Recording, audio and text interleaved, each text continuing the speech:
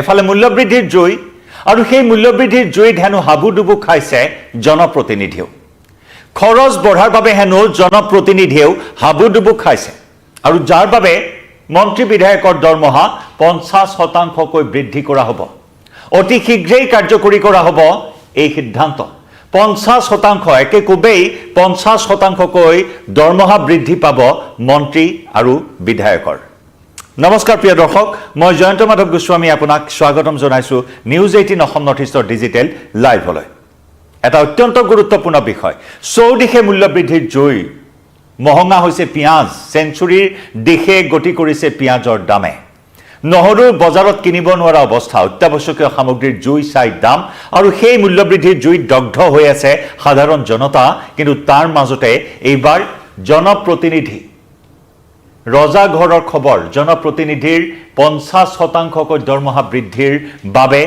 কমিটিয়ে প্ৰতিবেদন দাখিল কৰিছে এখন কমিটি গঠন কৰা হৈছে এখন পে কমিটি যোৱা জুলাই মাহতে পে কমিটি গঠন কৰা হৈছিল চলিত বৰ্ষৰ জুলাই মাহত পে কমিটিয়ে প্ৰতিবেদন এই মুহূৰ্তত দাখিল কৰিছে য'ত 50% দৰমহা বৃদ্ধিৰ প্ৰস্তাৱ গ্ৰহণ কৰা হৈছে জনপ্ৰতিনিধিসকলে কিছুদিনৰ পৰা দাবী কৰি আহিছে দৰমহা বৃদ্ধি কৰিবৰ বাবে কাৰণ তেওঁলোকৰ হেনো খৰচ বাঢ়িছে মূল্যবৃদ্ধি হৈছে আৰু সেইবাবে এতিয়া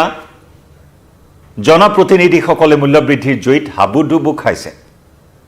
তেতিয়াহ'লে এবাৰ ভাবক সাধাৰণ জনতা কেনেদৰে চলিব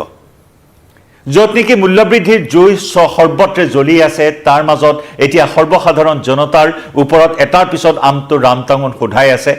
তেনে সময়তে আমি পিয়াজৰ মূল্যবৃদ্ধিৰ কথা জনাই আহিছো প্ৰতিদিনে বজাৰৰ খবৰ আমাৰ দৰ্শকসকলক জনাই আহিছো বজাৰৰ খবৰ দি আহিছো একে সময়তে স্মাৰ্ট মিটাৰৰ যি ৰামটাঙন স্মাৰ্ট মিটাৰৰ যি লুণ্ঠনৰাজ স্মাৰ্ট মিটাৰৰ বিৰুদ্ধাচৰণ কৰি ৰাজপথলৈ ওলাই আহিছে সাধাৰণ জনতা ৰাজপথত দল সংগঠনে প্ৰতিদিনেই স্মাৰ্ট মিটাৰৰ বিৰুদ্ধে প্ৰতিবাদ সাব্যস্ত কৰিবলগীয়া হৈছে স্মাৰ্ট মিটাৰে সৰ্বসাধাৰণ ৰাইজৰ ওপৰত যি লুণ্ঠনৰাজ চলোৱাৰ অভিযোগ আৰু এইবাৰ এনেদৰে এতিয়া জনপ্ৰতিনিধিৰ 50% মূল্য বৃদ্ধিৰ সিদ্ধান্তই স্বাভাৱিকতে প্ৰতিক্ৰিয়া সৃষ্টি কৰিছে সৰ্বত্ৰে প্ৰিয় দৰ্শক আপোনালোকে জনাওক আপোনালোকৰ কমেন্ট প্ৰতিক্ৰিয়া জনাওক কমেন্ট সেকশনত গৈ ৰাইজৰ দুখ দুৰ্দশাৰ প্ৰতি পিঠি দিছে নেকি কেনেবাকৈ চৰকাৰখনে যাৰ বাবে এতিয়া নিজৰ মূল্য বৃদ্ধিৰ কথা সহিব নোৱাৰি খৰচ বৃদ্ধি কৰাৰ অজুহাত দেখুৱাই জনপ্ৰতিনিধিয়ে এতিয়া দৰমহা বৃদ্ধি কৰিবলৈ ওলা বিষয়টোক লৈ আপুনি কি ভাবে জনাব পাৰে আপোনাৰ প্ৰতিক্ৰিয়া কমেন্ট সেকশনত গৈ আমি ইতিমধ্যে উল্লেখ কৰিছো যে স্মাৰ্ট মিটাৰে ইতিমধ্যে সকলোকে হাবুডুবু খুৱাইছে স্মাৰ্ট মিটাৰৰ জৰিয়তে অতিৰিক্ত ধন সংগ্ৰহ কৰাক লৈ ৰাইজ অতিষ্ঠ হৈ পৰিছে চৰকাৰৰ বিৰুদ্ধে স্মাৰ্ট মিটাৰৰ বিৰুদ্ধে প্ৰতিবাদ সাব্যস্ত হৈ আছে একে সময়তে এখনৰ পিছত আনখনকৈ টোল গেট মুকলি কৰা হৈছে শেহতীয়াকৈ ৰাজ্যত পুনৰ তিনিখনকৈ টোল গেট কাৰ্যক্ষম কৰা হৈছে সৰ্বত্ৰে মুঠৰ ওপৰত কোনো এটা দিশ বাকি নাই যেটো দিশৰ পৰা নেকি সৰ্বসাধাৰণ জনতাই কেকুৰা চেপা খোৱা নাই এনেকুৱা ধৰণৰ এটা পৰিস্থিতিৰ সৃষ্টি হৈছে আৰু এই জনতা এতিয়া কেকুৰা চেপা দগ্ধ হৈ থকাৰ সময়তে জনপ্ৰতিনিধিয়ে 50% দৰমহা বৃদ্ধিৰ এতিয়া প্ৰস্তাৱ কাৰ্যকৰী কৰাৰ দিশে আগবাঢ়িছে আগন্তুক বাজেট অধিৱেশনতে হয়তো এই প্ৰস্তাৱ কাৰ্যকৰী কৰা হ'ব উল্লেখযোগ্য যে 2018 চনত শেষবাৰৰ বাবে জনপ্ৰতিনিধিৰ দৰমহা বৃদ্ধি কৰা হৈছিল 33% হাৰত 33% হাৰত দৰমহা বৃদ্ধি কৰা হৈছিল জনপ্ৰতিনিধিৰ আৰু এইবাৰ 2024 চনত 50% একেকোবেই 50% দৰমহা বৃদ্ধিৰ সিদ্ধান্ত গ্ৰহণ কৰা হৈছে বৰ্তমান মুখ্যমন্ত্ৰীৰ দৰমহা লাভ কৰি আছে 1,30,000 টকা অন্যান্য ভাত্তা লাভ কৰি আছে 34,000 টকা অৰ্থাৎ মুখ্যমন্ত্ৰীয়ে প্ৰায় 1,65,000 দৰমহা এই মুহূৰ্তত লাভ কৰি আছে আনহাতে মন্ত্ৰীসকলৰ দৰমহাৰ পৰিমাণ হ'ল 1,10,000 টকা আৰু অন্যান্য ভাত্তা মন্ত্ৰীসকলে লাভ কৰে 30,000 টকা সেই অনুসৰি মন্ত্ৰীসকলৰ মাহিলী দৰমহা হৈছে প্ৰায় 1,40,000 টকা বিধানসভাৰ অধ্যক্ষৰ দৰমহা হৈছে 1,20,000 টকা অন্যান্য ভাত্তা পায় 30,000 টকা অৰ্থাৎ বিধানসভাৰ অধ্যক্ষৰ দৰমহা হৈছে মাহিলী 1.5 লাখ টকা বিধানসভাৰ উপাধ্যক্ষৰ দৰমহা হৈছে 1 লাখ টকা অন্যান্য ভাত্তা লাভ কৰে 30,000 টকা অৰ্থাৎ উপাধ্যক্ষৰ দৰমহা মাহিলী 1,30,000 টকা আৰু লগতে বিধায়কৰ দৰমহা হৈছে 80,000 টকা অন্যান্য ভাত্তা লাভ কৰে 40,000 টকা অৰ্থাৎ বিধায়কসকলে দৰমহা মাহিলী লাভ কৰে প্ৰায় 1,10,000 পৰা 20,000 টকা আৰু যদি 50% বৃদ্ধি কৰা হয় 50% বৃদ্ধিৰে মুখ্যমন্ত্ৰীৰ পৰা বিধায়কলৈ সম্ভাব্য নিৰিখ কিমান হ'ব আপোনাক জনাব বিচাৰিছো এইখিনি মুহূৰ্তত মুখ্যমন্ত্ৰীৰ বৰ্ধিত দৰমহা হ'ব 2,40,000 টকা মাহিলী দৰমহা হ'ব 2,40,000 টকা যদি এই প্ৰস্তাৱ কাৰ্যকৰী হয় তাৰ পিছত বিধানসভাৰ অধ্যক্ষই লাভ কৰিব ভাত্তাসহ দৰমহা 2,25,000 টকা বিধানসভাৰ উপাধ্যক্ষই ভাত্তাসহ মাহিলী দৰমহা লাভ কৰিব 2,05,000 টকা বিৰোধী দলপতিয়ে ভাত্তাসহ দৰমহা লাভ কৰিব 2,10,000 টকা আৰু বিধায়কে মাহিলী দৰমহা ভাত্তাসহ লাভ কৰিব 1,80,000 টকা গতিকে এবাৰ ভাবক এইসকল মন্ত্ৰী বিধায়কৰ যদি খা খৰচৰ কথা চোৱা হয় তেওঁলোকৰ পেট্ৰল তেওঁলোকে বিনামূলীয়া পেট্ৰল লাভ কৰে তেওঁলোকৰ বিদ্যুৎ বিনামূলীয়া তেওঁলোকে বাতৰি কাকত আলোচনীৰ বাবে তেওঁলোকে বিনামূলীয়াকৈ সেইসমূহ লাভ কৰে আনহাতে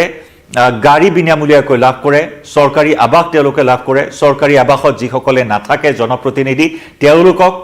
মাহিলী দৰমহাৰ বাবদ 50,000 টকা অতিৰিক্ত দিয়া হয় যিসকলে মন্ত্ৰী আৱাস বা বিধায়ক আৱাসত নাথাকে সেইসকল জনপ্ৰতিনিধিক